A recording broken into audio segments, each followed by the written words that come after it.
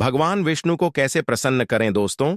वैदिक पंचाग के अनुसार 10 जनवरी को पुत्रदा एकादशी है। यह पर्व हर वर्ष पौष माह शुक्ल पक्ष की एकादशी को मनाया जाता है। 2024 गुरुवार के दिन करीब 400 वर्षों बाद एक दिव्य और दुर्लभ संयोग बनने जा रहा है, क्योंकि इस दिन साल की सबसे बड़ी एकादशी पुत्रदा एकादशी पड़ने जा रही है दोस्तों। यह एकादशी गुरुवार के दिन पड़ रही है, जिस वजह से इस दिन 3 बड़े योगों का निर्माण हो रहा है, जो कि है धन लक्ष्मी योग, अमृत सिद्धि योग और गज केसरी योग। दोस्तों, इन 3 योग के निर्माण की वजह से भगवान विष्णु और महालक्ष्मी की असीम कृपा बरसने वाली है। और अगर इस दिन आप चुपचाप किसी को बिना बताए स्वास्थ्य से जुड़ा यह अचूक उपाय कर लेते हैं, तो आपकी सभी समस्याओं का हल संपूर्ण रूप से हो जाएगा। दोस्तों, एक साल में करीब 24 एकादशी पड़ती है और 10 जनवरी 2024 गुरुवार को पुत्रदा एकादशी सभी एकादशी में से सबसे बड़ी मानी जाती है, क्योंकि यह एकादशी दिवाली से 4 दिन पहले पड़ती है। व्रत रखता है उस पर माता लक्ष्मी जल्दी ही प्रसन्न हो जाती है। इस दिन स्वास्थ्य से जुड़ा यह अचूक उपाय आपकी हर परेशानी को कर देगा, चाहे वह धन को लेकर हो या सेहत या संतान की प्राप्ति को लेकर। इसीलिए दोस्तों, वीडियो को आखिर तक जरूर देखें। और दोस्तों, अगर आप भी अपने जीवन में भगवान श्री हरि विष्णु की कृपा पाना चाहते हैं, तो इस वीडियो को लाइक करके कमेंट में जय श्री हरि जय मान लक्ष्मी लिखना ना भूले। दोस्तों, पुत्रदा एकादशी का दिन श्री हरि विष्णु को और भोलेनाथ को समर्पित है। इस दिन जगत के पालनहार श्री हरि विष्णु अपनी 4 महीने की योग्य निद्रा से जागते हैं। इसके बाद से ही सभी मांगलिक काम आरंभ हो जाते हैं। इसके अलावा एकादशी भगवान विष्णु को प्रसन्न करने के लिए भी बद उत्तम मानी जाती है। इस दिन भगवान विष्णु को प्रसन्न करने के लिए कुछ लोग व्रत रखते हैं और पूजा करते हैं। इस दिन सच्ची श्रद्धा और भक्ति भाव से भगवान विष्णु की पूजा करने से सभी मनोकामना पूर्ण होती है। दोस्तों, स्वास्थ्य अत्यंत प्राचीन काल भारतीय संस्कृति में कल्या का चिन्ह समझा जाता रहा है। इसीलिए कि किसी भी शुभ काम को करने से पहले स्वास्थ्य चिन्ह अंकित करके उसका पूजन किया जाता है। मान्यता है कि ऐसा करने से कामों में सफलता मिलती है, क्योंकि स्वास्थ्य के चिन्ह को शुभता का चिन्ह समझा जाता है। इस तरह स्वास्थ्य का अर्थ अच्छा या मंगल करने वाला ऐसा बता गया है। मेन वर्णित है स्वास्थ्य सर्वदा, अर्थात सभी दिशाओं में सबका कल्याण हो। इस तरह स्वास्थ्य एक शब्द से किसी व्यक्ति या जाति विशेष का नहीं, परंतु संपूर्ण विश्व के कल्याण या वासुदेव की भावना निहित है। किसी भी शुभ काम को करने से पहले गणेश जी का नाम लेते हैं, और हिंदू धर्म में स्वास्थ्य को गणेश जी का भी प्रतीक समझा जाता है। वैसे तो किसी भी शुभ काम को पहले स्वास्थ्य बनाकर ही थामे रखते हैं और पूजा करते हैं, क्योंकि ऐसा करने से में खुशियां बढ़ती हैं। स्वास्थ्य में 4 तरह की रेखाएं होती हैं और इनका आकार भी एक समान ही होता है। रावेद की भाषा में स्वास्थ्य को सूर्य का प्रतीक समझा गया है और उसकी 4 भुजाओं को उपमा दी गई है। पौराणिक मान्यता है कि 4 दिशाओं यानी पूर्व, पश्चिम, उत्तर, दक्षिण की ओर यह 4 भुजाएं इशारा करती हैं, और हिंदू धर्म में इनको 4 वेदों से जोड़कर भी कहा जाता है, यानी ऋग्वेद, यजुर्वेद, अथर्ववेद और सावेद। स्वास्थ्य की 4 रेखा सृष्टि से रचनाकार भगवान ब्रह्मा के 4 सिरों को दर्शाती हैं, और 4 पुरुषार्थ यानी 4 आश्रम, 4 लोग, 4 देव यानी ब्रह्मा, विष्णु, महेश और गणेश की तुलना भी की गई है।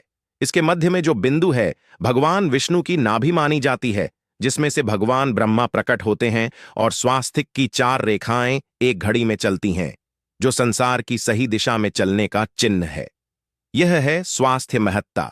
इस एकादशी दिन घर के मुख्य द्वार पर शुभ मंगल चिन्ह स्वास्थ्य स्वरूप बनाएं।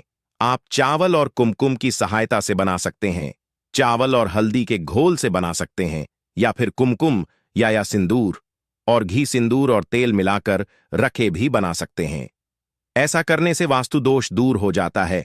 इससे मनोकामना हो की पूर्ति हो जाती, घर से क्लेश, कलह, बेचैनी दूर हो जाती है। तंत्र मंत्र क्रिया से भी रक्षा होती है। इसे शुभ काम के पहले अंकित किया जाता है, क्योंकि स्वास्थ्य को मान, सम्मान, सफलता और उन्नति का प्रतीक समझा जाता है।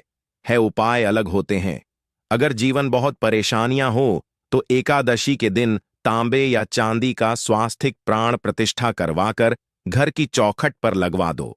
बाजार से अलग अलग साइज के मिल जाते हैं, उसे लाकर पूजा घर में रखकर पूजा करें।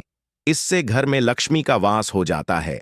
लक्ष्मी प्राप्ति हेतु चांदी का स्वास्तिक नवरात्रों में भी लगाया जाता है, परंतु सबसे अच्छा है कि सिंदूर और घी या तेल मिलाकर के यह या फिर चावल और हल्दी के घोल से बना दे कि मुख्य द्वार पर स्वास्थ्य बनाते हैं तो ज्यादा बड़ा मत बनाइए।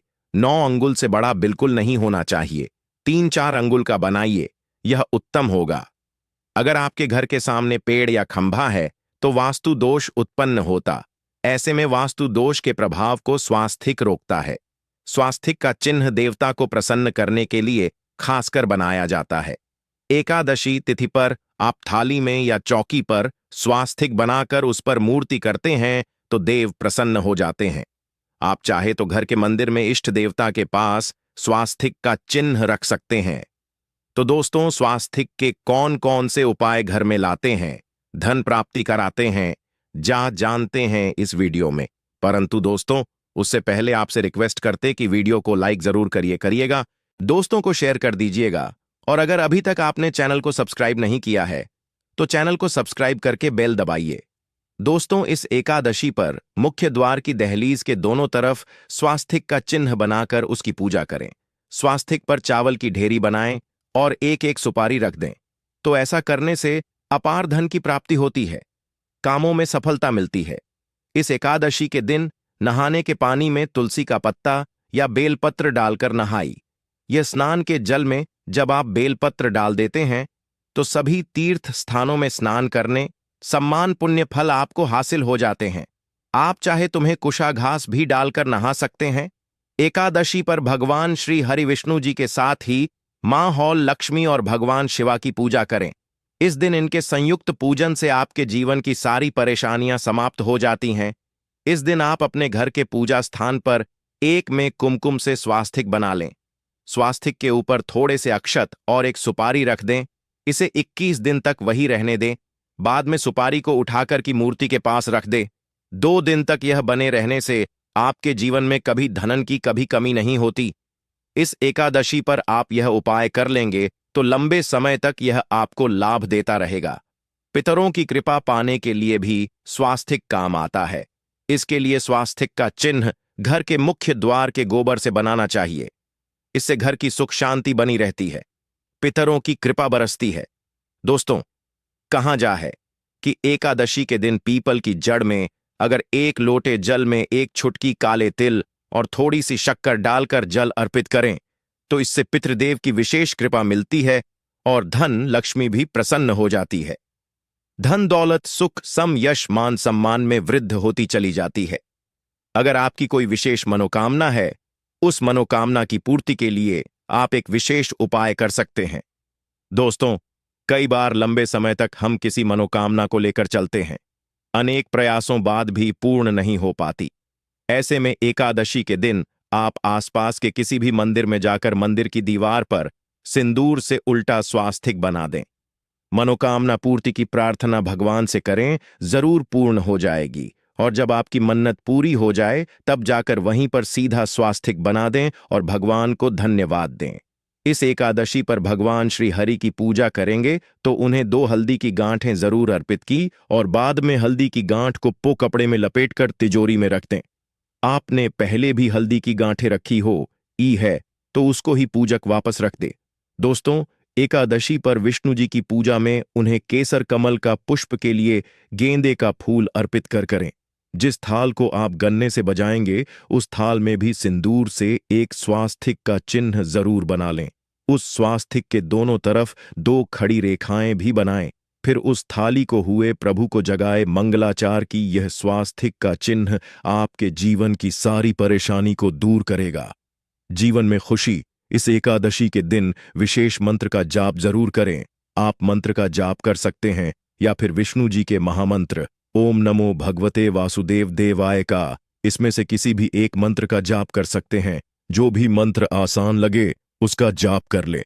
इस एकादशी के दिन अपनी मनोकामना की पूर्ति के लिए यह उपाय कर सकते हैं। आप तुल में जब अर्पित करेंगे तब एक लोटे में जल लेकर कर उसमें छुटकी हल्दी, 2-4 बूंदे दूध, थोड़ी सी मिश्री और एक छुटकी अक्षर डालकर ही अर्पित करें और शाम के समय तुलसी के समक्ष घी का दीपक जलाएं। इस दीपक में एक का रख दें और बाद में इस सिक्के को उठाकर संभाल के रखें। तुलसी को विष्णु प्रिय भी कहते हैं, इसीलिए देवता जब जागते हैं तो सबसे पहले प्रार्थना तुलसी की सुनते हैं। वैसे यह सिक्का रोज के दीपक में भी आप डालकर दीपक जला सकते हैं। ऐसा करने से सस का सिद्ध हो जाएगा। फिर जब भी महत्वपूर्ण काम से आप घर से बाहर हैं तो इस सिक्के को साथ में रखकर निकले, आपको काम में सिद्ध जरूर हासिल मिलेगी। इस दिन दीपक का उपाय जरूर ही करें। एक दीपक घर के मुख्य द्वार पर अंदर की तरफ से या फिर पास के किसी मंदिर में एक दीपक, तुलसी के नीचे एक दीपक अपने घर के पूजा स्थान पर इस दिन जरूर जलाए। पूज के बाद जरूर करें। आरती की थाल में कुमकुम से स्वास्तिक बनाकर उस पर फूलों की पंखुड़ी और तो अक्षत रखकर फिर दीपक जलाकर प्रभु की आरती करें, सर्वोत्तम होगा। परंतु याद रखें कि भगवान श्री हरि विष्णु को अक्षत अर्पित नहीं किए जाते, मां लक्ष्मी को अर्पित किए जाते हैं। अगर विष्णु जी को अर्पित करना चाहते हैं तो हल्दी से रंगाकर रर पीले अक्षत अर्पित करें। तो दोस्तों, विधि विधान से इस दिन पूजा आराधना करें, स्वास्तिक के उपाय जरूर करें और विष्णु जी के साथ ही शिवाजी और माता लक्ष्मी की असीम कृपा पाको बनाएं। दोस्तों, भगवान विष्णु की कृपा के लिए इस एकादशी के दिन स्नान करते समय पानी में एक छुटकी हल्दी डाल लें। इसके बाद स्नान करें और पीले रंग के वस्त्र धारण करके भगवान विष्णु की विधि विधान से साधना करें। इस एकादशी के दिन श्री हरि का सबसे पहले गाय के दूध से और फिर शंख में गंगाजल भरकर स्नान करा। इसके बाद उन्हें पीले रंग के वस्त्र अर्पित कर मानता कि इस एकादशी के दिन ऐसा करने से भगवान विष्णु का विशेष आशीर्वाद हासिल होता है। इस एकादशी के दिन भगवान विष्णु की पूजा करते समय उन्हें केसर अथवा पीले चंदन या हल्दी का तिलक लगाए। साथ ही साथ भगवान विष्णु के प्रिय पीले रंग के फूल और पीले फल चढ़ाए। मान्यता है कि इस उपाय को करने से भगवान विष्णु शीघ्र ही प्रसन्न होकर भक्तों को मनचाहा आशीर्वाद देते हैं। आपके नजदीक भगवान विष्णु का मरना हो तो आप भगवान विष्णु के अवतार भगवान श्री कृष्ण की मूर्ति की भी पूजा करके इस एकादशी का पुण्य फल हासिल करें। ईश्वर की साधना आराधना में मंत्र जप का विशेष महत्व होता है। ऐसे में राम दरबार की तस्वीर अपने घर में लेकर आए और श्री राम दरबार की तस्वीर का पूजन करें, या उनकी मूर्ति या उनसे जुड़ी किसी तरह की कोई चीज आपके पास है तो आप उनका पूजन करें। सारे देवी देवताओं का आपको आशीर्वाद मिल जाता है। हनुमान जी से लेकर सीता माता, भगवान श्री राम और अन्य देवी देवताओं का भी आशीर्वाद मिल जाता है। निश्चित तौर पर अपने घर के पूजा घर में एक साथ आप यह तस्वीर रख सकते हैं। इससे आपके जीवन में राज्य योग की हासिल हो सकती है दोस्तों। इसी तरह यदि आप अपने घर के पूजा घर में या किसी अन्य स्थान पर यदि कोई तस्वीर रखना चाहते हैं और उसे लगाकर अपने घर में लाभ हासिल करना चाहते हैं तो अपने घर में या पूजा आपको निश्चित तौर पर त्रिदेव की तस्वीर या मूर्ति एक ही स्थान पर लाकर अवश्य रखनी चाहिए। ब्रह्मा, विष्णु और महेश, इन तीनों की संयुक्त से एक साथ तस्वीर अपने घर के मंदिर में या अपने घर में कहीं भी लाकर रख देनी चाहिए। समझा जाता है कि इन तीन देवताओं के एक साथ दर्शन करने मात्र से हमारे बड़े से बड़े विघ्न और बड़े से बड़े कर्ष ऐसे ही समाप्त हो जाते हैं। इसी वजह से इन तीनों की एक साथ में तस्वीर या मूर्ति लाकर आपको पूजा अवश्य करनी चाहिए। दोस्तों, अब बात करते हैं कि कुछ ऐसी तस्वीरें होती हैं या ऐसी मूर्ति होती हैं जिनको आपको अपने पूजा घर में स्थान ही नहीं देना चाहिए। यदि आपने इन तस्वीरों को या मूर्ति को अपने घर के पूजा घर में स्थान दिया है तो समझ लीजिए कि आपको कंगाली का सामना करना पड़ेगा या फिर देवी देवताओं की क्रोध दह का सामना करना पड़ेगा दोस्तों। और एक बात बता कि मंदिर में कभी भी विषम संख्या में गणेश जी की मूर्तियां ना रखें, जैसे कि 1, 3 या 5 ऐसे रखना समझा जाता है। 2 मूर्तियों को एक साथ रखना शुभ समझा गया है। यदि आप सिर्फ गणेश जी की मूर्ति रखते हैं तो इसके अलावा किसी भी तरह की मूर्ति आपको नहीं रखनी चाहिए। दोस्तों, स्थापित करते वक्त ध्यान दें कि गणेश जी का चेहरा सदैव घर के मुख्य दरवाजे की तरफ होना चाहिए था, ताकि आपको अच्छे और सच्चे धन लाभ की हासिल हो। और इस बात का ध्यान रखें कि घर में अंगूठे से बड़े आकार का शिवलिंग आपको भूलकर भी नहीं रखना चाहिए। सदैव एक छोटा सा शिवलिंग रखें और इससे ज्यादा शिवलिंग नहीं रखने चाहिए। दोस्तों, वैसे तो कोई अपने घर में शिवलिंग रखना ही नहीं चाहिए।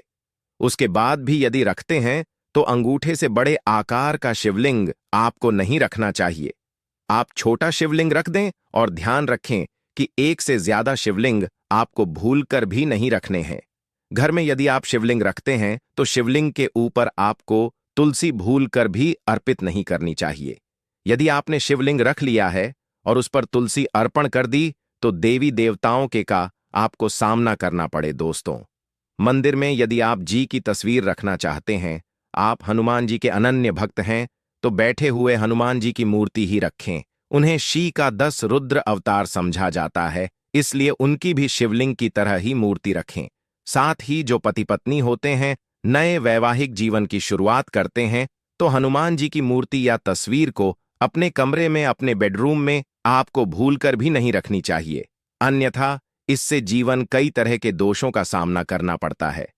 दोस्तों, हनुमान जी ब्रह्मचारी हैं, तो इस आपको अवश्य ध्यान रखना चाहिए।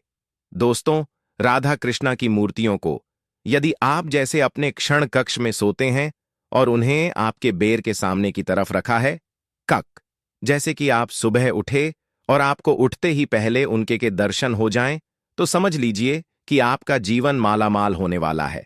किसी भी तरह का कोई दोहक धन की चिंता आपके जीवन में रहेगी। दोस्तों, इसी तरह यदि माता दुर्गा की तस्वीर आप अपने घर में लेकर आना चाहते हैं और चाहते हैं कि माता दुर्गा की तस्वीर के माध्यम से आप जीवन में समृद्ध देखें, तो दोस्तों भूलकर भी आपको माता दुर्गा की क्रोधित अवस्था की तस्वीर, जैसे कि महाली की तस्वीर या फिर महिषा का वध करते हुए या क्रोधित अवस्था में माता लक्ष्मी की, माता दुर्गा की तस्वीर लाकर आपको उनकी पूजा नहीं करनी चाहिए। दोस्तों, सदैव और सुंदर मुख वाली तस्वीर ही अपने घर के अंदर लाकर पूजा करनी चाहिए। इसे बहुत ही शुभ और मंगलकारी समझा जाता है। दोस्तों, इस बात का ध्यान रखें कि यदि आप अपने घर में मूर्तियां रखते हैं तो आपको इन पर भूलकर टूटे चावल नहीं चढ़ाने चाहिए, और बेहतर होगा कि आप हल्दी में चावल को पीला करके ही वह चावल चढ़ाएं। किंतु टूटे हुए चावल आपको भूलकर भी माता लक्ष्मी को या अपने घर में देवी देवता नहीं चढ़ाने चाहिए। दोस्तों, इसी तरह इस बात का भी ध्यान रखें कि अपने घर के मृत परिजनों की या पूर्वजों की तस्वीर मंदिर में स्थापित ना करें। ऐसा करना अशुभ समझा जाता है, और यदि आप ऐसा लगातार कर रहे हैं तो निश्चित तौर पर आपके परिवार के ऊपर दोष लग सकता है। पितरों का भी दोष सकता है। पितरों की पूजा एक एक अलग स्थान पर की जाती है, घर के मंदिर में उनको स्थापित नहीं किया जाता है। दोस्तों, इसी तरह भगवान भैरव की तस्वीर या भगवान शनिदेव की, राहु केतु की, इस तरह की तस्वीरें अपने घर में नहीं लेनी चाहिए। प्रतीकात्मक रूप से आप घर के पानी रखने के स्थान पर उनकी पूजा कर सकते हैं, क्योंकि इनकी साधना तंत्र मंत्र और खास पद्धति से की जाती है। घर के अंदर आप ऐसे ही इनका पूजा पाठ नहीं कर सकते। तो दोस्त, आज के लिए बस इतना नहीं।